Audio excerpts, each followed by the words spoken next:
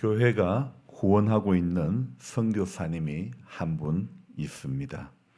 그분의 연수가 정확하게 몇 년인지는 잘 모르지만 대략 한 79세 아니면 올해 한 80 정도 되는 것으로 알고 있습니다. 물론 정확한 나이가 중요한 것이 아니고 사명을 받은 후 얼마나 사명자답게 길을 걸어왔는가가 중요한 문제라고 생각합니다.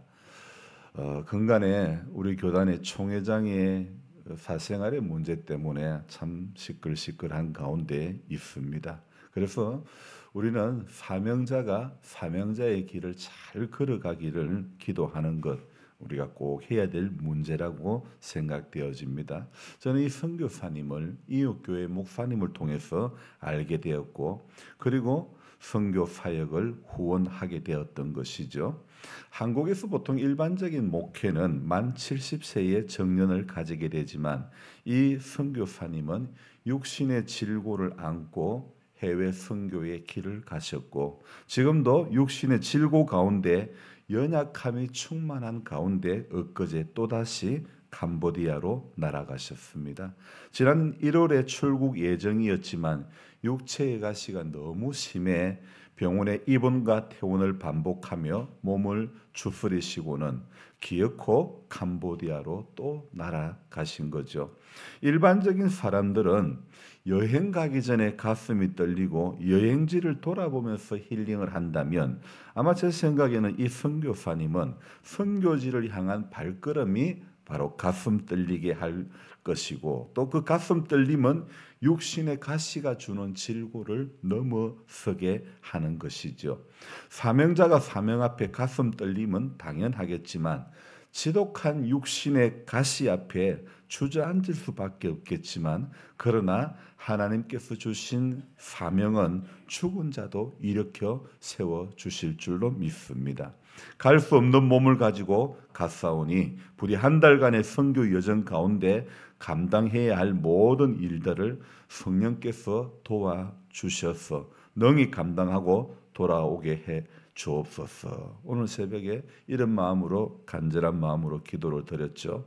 지난 1월에 그 약한 몸을 가지고 약한 가운데 기어코 출국하시겠다고 하셨을 때 제 안에서는 이번에는 막으시겠다 이런 마음이 들었는데, 5개월 만에 하나님께서는 다시 목사님의 발걸음을 재촉하시어 기어코 캄보디아로 들어가게 하신 거죠. 다른 시각으로 보면 쉬셔도 그만두셔도 누가 왜 그랬냐고 말할 수 없는 그런 연세인데, 정말 어찌 보면 고집스러운 늙은이일 수도 있습니다. 하지만 저는 이 또한 하나님의 계획 속에 있음을 인정하고 싶고 기도할 수밖에 없는 것입니다. 글을 적으면서 오늘 새벽에 또 생각이 나는 한 분이 있습니다. 의식이 없는 채 강릉 아산병원에 계신 임 목사님이 생각이 났습니다. 지금까지 저는 한 번도 임 목사님과 카톡을 하지는 않았는데 새벽 3시가 조금 넘어서 제가 임 목사님에게 카톡 메시지를 보냈습니다. 치유의 하나님, 이 시간 말씀을 묵상하며 글을 적다가 기도합니다. 임동호 목사님을 붙들어 주옵소서. 달리다굼 소녀야 일어나라 하셨던 그 음성을 이 시간 병상 가운데 임하셔서 말씀해 주시길 예수님의 이름으로 간구합니다. 주의 능하신 손길을 의지하며 기도합니다. 불쌍히 여겨 주옵소서. 제가 보낸 시각이 3시 11분이었습니다. 그런데 3시 12분에 아멘하고 답장이 날아왔죠. 순간 제 마음에는 이 아멘이라고 글을 적었던 분이 사모님이 아니라 이 카톡을 읽은 분이 목사님이었으면 좋겠다, 이런 생각이 제 안에 들었습니다. 카톡 소리에 잠에서 깨었는지 아니면 기도하신다고 깨어 계셨는 것인지는 잘 모르겠지만 누구보다도 사모님의 마음이 참 간절할 것이라 생각되어집니다. 우리 하나님의 손길이 어떻게 역사하실지 아무도 모르기에 소망을 품고 기도하는 그것밖에 없는 것입니다. 분명한 것은요, 사명이 있으면 하나님이 다시 살리신다는 것이고, 사명 다해서 데려가신다면 이 또한 인간이 막을 방법은 없다는 거죠. 하나님께서 하시는 일을 인간의 아쉬움이 막을 수는 없는 거죠. 정선교사님 여든의 연수에도 혈액암이라고 하는 그 질병이 발병된 연수가 10년의 세월이 넘었음에도 불구하고 그 질병을 안고도 지금껏 사명을 감당케 하신 주님의 역사가 이 시간 또 임동호 목사님과 그 교회와 이 땅의 아픈 환자들 가운데 함께 하기를 기도드렸습니다. 특별히 또 의료 공백에 가까운 이 현 사태에서 응급 환자들의 생명을 우리 하나님께서 붙들어 주시기를 소망합니다. 빠른 시간 내에 이 의대 정원 문제와 의사들의 파업 사태가 속히 해결되어 아픈 환자들이 제대로 치료받을 수 있는 그런 여건들이 갖추어졌으면 좋겠습니다. 바울의 이 선교 사역에 여러 교회들이요 이렇게 후원을 하였지만 그 중에 빌립보 교회, 이 빌립보 교회는요 정말 귀한 헌신을 한 교회였고 바울 사역을 위해서 또 이렇게 후원을 해준 이 빌립보 교회를 향해서 바울은 아주 칭찬을 많이 하고 있는 모습 또한 보여주고 있죠. 바울이 교회들에게 보낸 다른 어떤 서신서에서보다 빌립보 교회를 향한 바울의 마음은요 더욱 간절한 것 같은 생각이 듭니다. 그래서 이 빌립보서에서 나오는 여러 구절 속에 바울의 진심을 알 수가 있는데 그 대표적인 구절이 바로 1장 8절의 말씀이 아닌가 생각이 되어집니다. 1장 8절의 말씀을 우리가 같이 다시 읽어보겠습니다. 내가 예수 그리스도의 심장으로 너희 무리를 얼마나 사모하는지 하나님이 내 정인이시니라. 바울의 오늘 이 우리가 읽었던 3절부터 11절은요. 바울이 이 성도 사랑, 빌립보 성도들을 생각하며 간구하는 성도 사랑에 대한 그 마음을 아주 잘 드러내고 있는 그런 구절입니다. 자, 우리가 좀 전에 8절을 읽었지만 그뿐 아닙니다. 9절, 10절, 11절 이 말씀들을 다 보면요. 바울의 성도 사랑은 참 특별하다. 이것을 우리는 알 수가 있습니다. 그리고 또 1장 3절로 돌아가 보면 바울이 어떻게 이야기를 하고 있습니까? 내가 너희를 생각할 때마다 나의 하나님께 감사하며 빌립보 교회 성도들을 생각할 때마다 나의 하나님께 감사하며 참 이렇게 지극정성인 그의 마음을 알 수가 있죠. 제가 잘은 모르지만은 아마도 정순옥 선교사님도 캄보디아 성도들을 향한 마음이 바로 이 마음이었기 때문에 그 아픈 몸을 그 불편한 그 연약한 몸을 이끌고 캄보디아로 또 날아가신 것이라 생각되어집니다. 4절에는 말씀도 마찬가지입니다. 간구할 때마다 너희 무리를 위하여 기쁨으로 항상 간구함은 오늘 이 빌립보서를 보면서 좀 특이한 것을 제가 하나 발견했는데요. 그것은 무엇이냐면 이 오늘 3절에는 생각할 때마다 이런 말씀이 있죠. 그리고 4절에는 간구할 때마다, 생각할 때마다, 간구할 때마다. 바울이 보낸 여러 서신서 가운데 이런 표현은 정말 이보다 더 애절한 표현이 어디에 또 있을까 싶습니다. 다른 서신서에서 볼 수 없는 이런 진한 표현들이 유독 빌립보 교회를 향해 보내는 이 편지 가운데 더 많은 이유가 무엇일까요? 이 빌립보서는 로마 감옥에 갇혀 있던 바울이 그가 섬겼던 빌립보 교회를 생각하며 이렇게 쓴 편지글이죠. 그래서 이 글에는요, 빌립보 교회를 향한 바울의 생각과 마음이 참 여러 가지로 잘 표현이 되어 있는데 그 가운데 하나가 3절에 내가 너희를 생각할 때마다 하나님께 감사하며 너희를 위해 기쁨으로 내가 항상 간구한다. 그래서 생각할 때마다 간구할 때마다 난 기쁨으로 너희를 위해서 간구한다. 이렇게 고백을 하고 있죠.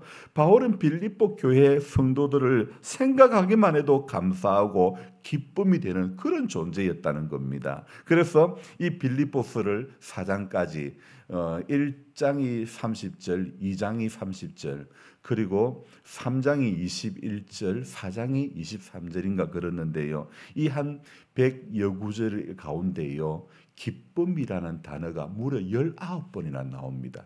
다른 어떤 교회를 향한 편지 가운데는 이 기쁨이라는 단어를 이렇게 많이 기록하지 않았는데 유독 빌립보 교회를 향하여 보내는 이 마음 가운데 바울은 이렇게 기쁨이라는 단어를 유독 많이 쓰고 있는 것입니다. 바울이 이렇게 진한 고백을 하고 있는 이유가 무엇일까요? 5절과 7절을 한번 볼까요? 이 5절과 7절에 반복되고 있는 단어가 또 있음을 우리는 발견할 수 있습니다. 자, 5절과 7절에 어떤 단어를 우리가 발견할 수 있을까요? 반복되는 단어.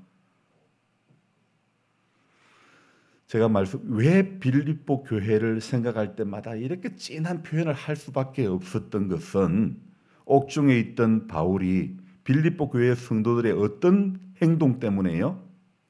복음을 위한 참여, 바로 참여라는 것. 5절에 참여라는 단어가 나오고 7절 이렇게 끝부분에 은혜에 참여한 자가 됨이라. 그렇게 반복되는 이 단어는 참여라는 단어입니다. 바로 이 빌립보 교회의 모습 때문에 참여한다는 이 모습 때문에 바울은요 더 애절한 또 애정의 진한 표현들을 하고 있는 거죠. 참 그 어려운 초대교회가요. 지금 우리가 신앙생활하는 것처럼 편하게 신앙생활할 수 있는 그런 환경이 갖추어진 게 아닙니다. 핍박이 있습니다. 어려움이 있습니다. 그 가운데 이 복음에 참여했던 빌립보 교회를 생각할 때마다 바울은 나의 하나님께 감사하며 간구할 때마다 너희 무리를 위하여 기쁨으로 항상 간구함은 그래서 5절에 왜 내가 이렇게 하나님께 감사하고 간구할 때마다 기쁨으로 간구했던 이유는 5절에 너희가 첫날부터 이제까지 복음을 위한 일에 참여하고 있기 때문이라. 그래서 복음을 위해서 참여하고 있는 이 빌립보 교회 성도들의 모습이 바울에게는 너무 귀한 거예요. 그래서 이 참여하는 이 참여라는 말의 헬라어 원어는 코이노니아라는 말입니다. 이 코이노니아라는 말은요, 이 공동체의 가장 이상적인 모습이 코이노니아인데 바로 교제, 사귐, 동역 등으로 번역할 수 있는 그런 말이죠. 공동체 안에서 성도들이 서로 섬기는 것, 함께 하나님의 인도하심을 구하는 모습 또는 서로 사랑하는 모습, 이럴 때에 사용되는 단어가 바로 코이노니아라고 말할 수 있습니다. 이 코이노니아의 모습을 가장 잘 보여주는 예가 무엇이냐면 바로 우리 몸을 통해서 볼 수가 있습니다. 예를 들면 눈이 날아오르는 이 물체를 그것을 보고 손이 그것을 막거나 몸이 움츠려 피하게 되는 거죠. 또 음식을 만들 때에 눈으로 어느 정도 익은 것을 확인하고 코로 냄새를 맡고 입으로 이렇게 맛을 보고 그러면서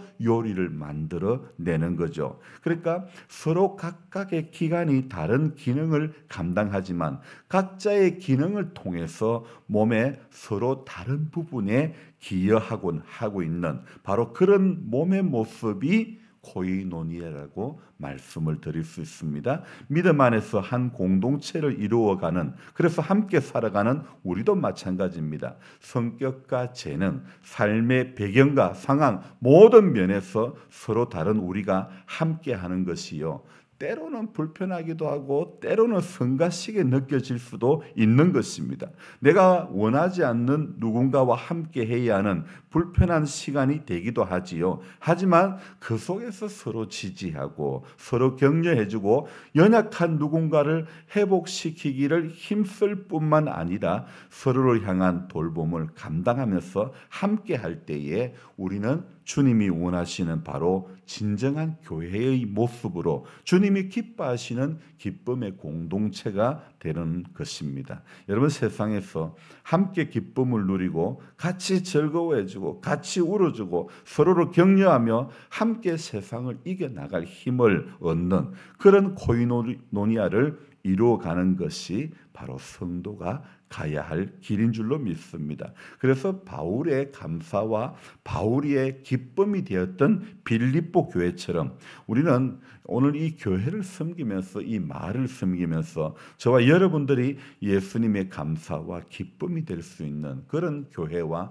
그런 성도 한 사람 한 사람이 되어져야 될 줄로 믿습니다. 그래서 바울이 빌립보 교회를 향해서 고백했던 이 8절의 말씀, 내가 예수 그리스도의 심장으로 너희 무리를 얼마나 사모하는지, 제가 이 말씀은 신학을 하기 전에 정말 이 말씀 빌립보 교회를 향해서 하신 이 말씀들, 야, 바울은 정말 교회를 향했던 마음들이 이런 마음들이 정말 특심이구나 그러면서 신학에 대한 마음을 다시 가다듬게 되었는데요. 정말 그때부터 지금까지 제 안에서는 너무 귀한 말씀이 아닐 수가 없었던 것입니다. 여러분, 갈수록 하나님 말씀이 귀하게 여겨지는 것이 신앙이 정말 아름다운 신앙이 되는 겁니다. 갈수록 말씀이 참 은혜가 된다, 새롭다 이렇게 느껴지는 은혜가 저와 여러분들 가운데 있어져야 될 줄로 믿습니다. 그래서 이날 하루도 살아가면서 바울이 교회를 생각하며 사랑했던 이 마음으로 우리도 교회와 이 마을을 위해서 하나님이 주신 우리에게 허락하신 귀한 사명을 아름답게 감당할 수 있기를 주의 이름으로 축복하며 기도합니다. 기도하겠습니다. 좋으신 하나님 아버지, 하나님의 선한 역사와 손길을 기대하며 오늘도 우리는 이 하루를 열어갑니다. 주님, 이 날도 바울이 교회를 생각할 때마다 하나님 앞에 간구하며 감사하며 간구할 때마다 항상 간구하는 것은 복음에 참여했던 빌립보 교회 성도들의 아름다운 그 모습을 바울은 잊지 못하는 것입니다. 주님, 우리도 이 땅에 살아가면서 우리의 인생의 남은 시간 가운데 그리스도의 복음에 참여하는 자가, 참여하는 교회가 될 수 있도록 도와주시기를 원합니다. 초대교회는 이 복음을 위해서 핍박 가운데서도 흩어진 가운데서도 복음을 증거하는 사명자의 길을 걸어갔던 것 우리가 기억하면서 우리 역시 복음의 빚진 자로서 사명자의 길을 오늘도 묵묵히 할 수 있는 자리에서, 선 자리에서 묵묵히 감당해 갈 수 있는 모두가 될 수 있도록 도와주옵소서. 하나님 아버지, 기도하면서 또 나아가지만은 여전히 목사인 저부터도 제 이익에 따라 살 때도 많고 생각이 하나님이 원하시는 것보다도 내 유익을 따라 살 때도 참 많은 것을 생각해 봅니다.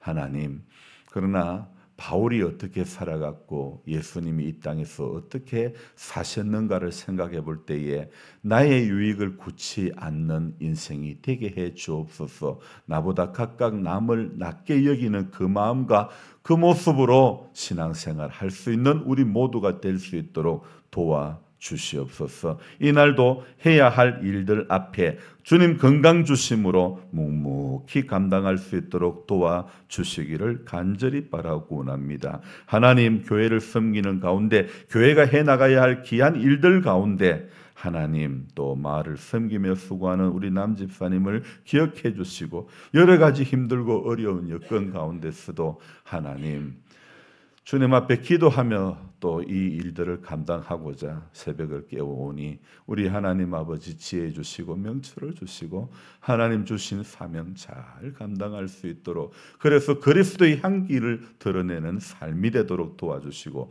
아울러 우리 모두가 함께 기도하며 후원하며 하나님의 교회가 정말 무엇을 바라보며 달려가야 하는 것이 마땅한 바인지 하나님 알게 하시고 선한 일을 감당할 수 있는 교회가 되게 해주시고, 주님 입으로만 주여 주여 하는 우리가 되지 않기를 원합니다. 입술로 복음 전하는 자가 아니라 삶으로 복음을 전할 수 있는 모두가 될 수 있도록 도와주옵소서.